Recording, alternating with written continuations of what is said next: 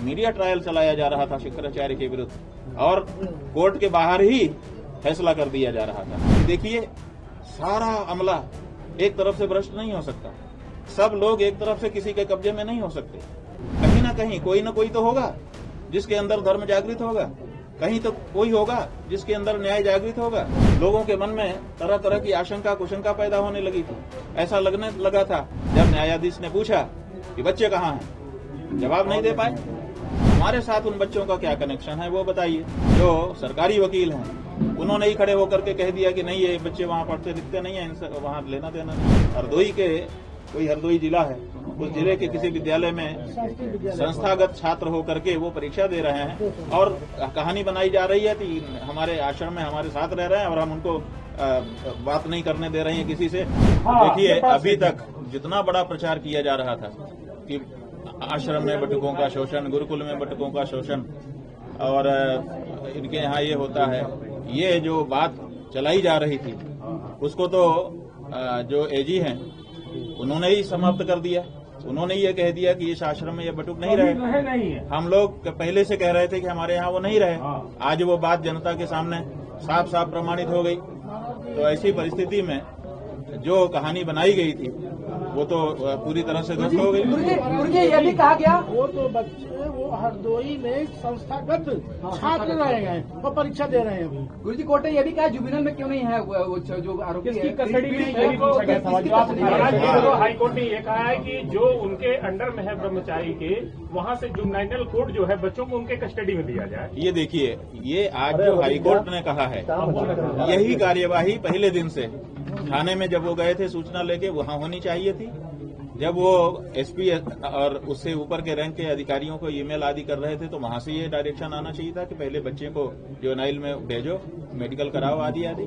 और उसके बाद जब वो कोर्ट में गए थे तो कोर्ट को भी ये कहना चाहिए था कि बच्चों की कस्टडी उचित संस्था को प्रदान की जाए ताकि उनका संरक्षण हो और उनका दुरुपयोग न किया जा सके। लेकिन हाई कोर्ट तक जाते जाते ये नहीं हुआ। जो कोर्ट ने आज निर्णय किया है उसमें ये बात आई है कि अगर ऐसा कोई अपराध हुआ है तो उसका जो प्रोसीजर है उसको ठीक से करना चाहिए। जो प्रथम दृष्टया आप सब लोगों के माध्यम से हमको जानकारी दी जा रही है उसके आधार पर हम ये बात कह रहे हैं कि आज कम से कम उन बच्चों को सही कस्टडी देने की बात कही गई। इसके पहले तो कस्टडी की बात ही नहीं थी। इसके पहले तो केवल हवाई एक किला बना दिया गया था और शंकराचार्य जैसी संस्था को बदनाम करने के लिए तरह तरह की कहानियां गढ़ दी गई। तो आज कम से कम एक सही प्रोसीजर जो एक पॉक्सो कोर्ट का होना चाहिए वो उसका एक अक्स दिखा है। बाकी तो आगे और प्रकरण आएंगे तो आपको न्याय की उम्मीद जगी है आज? नहीं, न्याय की उम्मीद सदा से हम लोगों को थी, लेकिन जो परिस्थितियां हैं ऐसी हो गई हैं कि अपने भाई पे लोग भरोसा नहीं कर पा रहे हैं कि कब क्या हो जाएगा। इसलिए कहना कठिन था, लेकिन हम लोग इसीलिए अपनी बात न्यायाधीश के सामने कहने के लिए तैयार थे कि कहीं से तो हमने आपको दोपहर में बताया था कि देखिए, सारा अमला एक तरफ से भ्रष्ट नहीं हो सकता, सब लोग एक तरफ से किसी के कब्जे में नहीं हो सकते।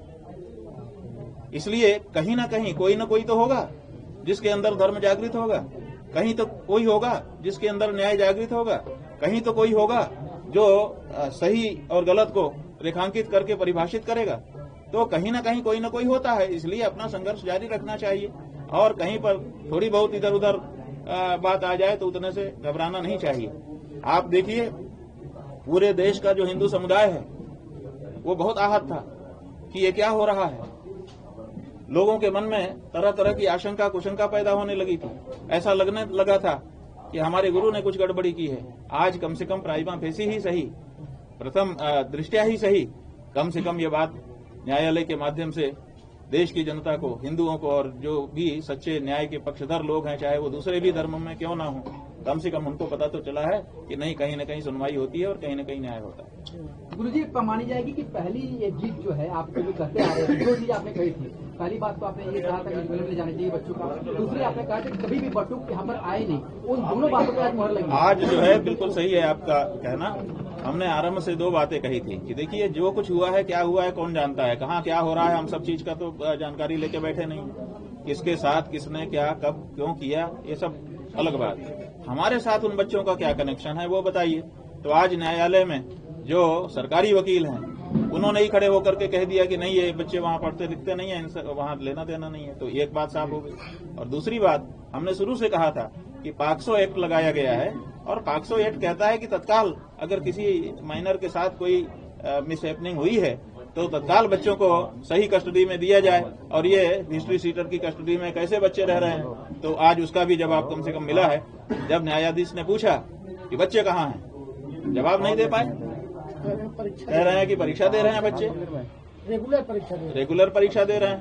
तो ये जो बात है, हरदोई के कोई हरदोई जिला है, उस जिले के किसी विद्यालय में संस्थागत छात्र होकर के वो परीक्षा दे रहे हैं और कहानी बनाई जा रही है कि हमारे आश्रम में हमारे साथ रह रहे हैं और हम उनको बात नहीं करने दे रहे हैं किसी से। उस दिन 18 तारीख को मौका मिल गया तो हम भाग गए। तो ये एक ऐसी झूठी कहानी बनाई गई थी।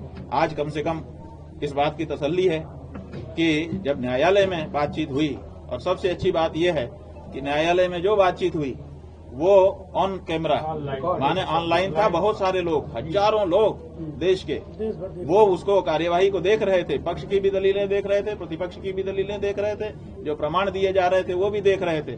और सारी बात, और न्यायाधीश ने लगभग 1 घंटा सवा घंटा लगा करके इसको सुना और सुन करके बिना कोई जल्दबाजी के पूरे प्रकरण को ठीक से समझा और तब जाकर के फैसला दिया। गुरुजी, जब ये बात सामने आ गई, जब ये बात सामने आ गई तो अब जो 20 बटुओं की न्यायालय के सामने किसी भी सीडी और लैपटॉप की बात भी नहीं करेंगे, जो बात फैलाई जा रही थी। हाँ, ये स्वामी जी याद दिला रहे हैं कि क्योंकि इन्होंने पूरी कार्यवाही देखी। हम तो पूजा और संध्या में लग गए थे तो हम पूरी कार्यवाही देख नहीं पाए, थोड़ी सी शुरू की देखी, उसके बाद हमको स्नान करना था, संध्या करनी थी, पूजा करनी थी, तो हम उसमें चले गए। ये कह रहे हैं कि बाहर जो बार बार कहा जा रहा था कि ये सीडी है, वो लैपटॉप है और ये है, उसका भी मामला खत्म हुआ, क्योंकि वो भी अगर होता सचमुच तो न्यायालय को प्रस्तुत कर दिया जाता कि साहब ये देखिए, बल्कि दिखाई दिया जाता कि इसका ये अंश बहुत जरूरी है, इतना तो कम से कम 2 मिनट, 1 मिनट, आधा मिनट देख ही लीजिए ताकि आपको पता चल जाए। लेकिन ऐसा कोई, न तो कोई सीडी दिखाई गई, न तो कोई लैपटॉप दिखाया गया।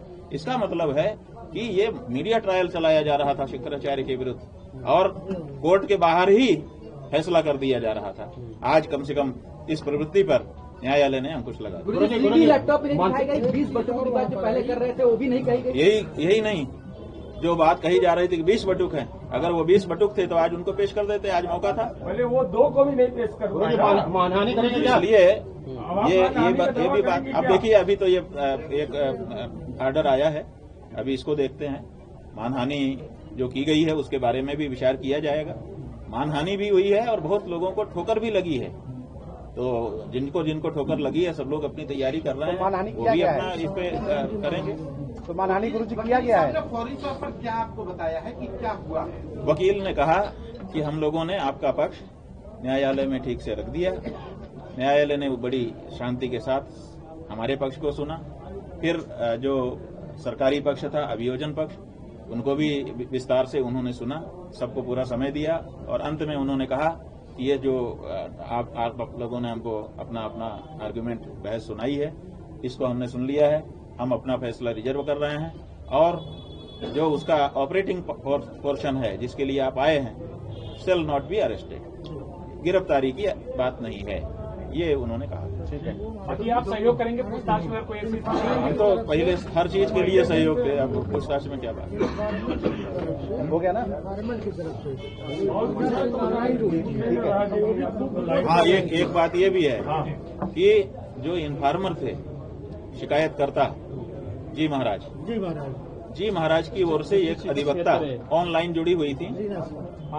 बाकी सब मामलों में वो स्वयं अपना बहस करते हैं इन पर्सन, लेकिन आज उन्होंने एक महिला अधिवक्ता को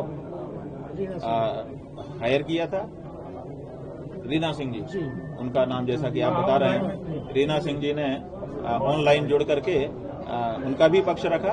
ऐसा नहीं है कि उनको नहीं सुना गया, उनको भी सुना गया और उसके बाद ये निर्णय हुआ। क्या गुरुजी 182 के तहत आप जाएंगे कार्रवाई के लिए? कई मौकों पर ऐसा देखने को मिला, जो देखने वाले हैं बता रहे हैं कि रीना सिंह जी ने, जो शिकायतकर्ता की अधिवक्ता थी, बीच बीच में कई मुद्दों पर अपना पक्ष भी रखा और विरोध भी किया। उनको पूरा मौका दिया जाए। ठीक है।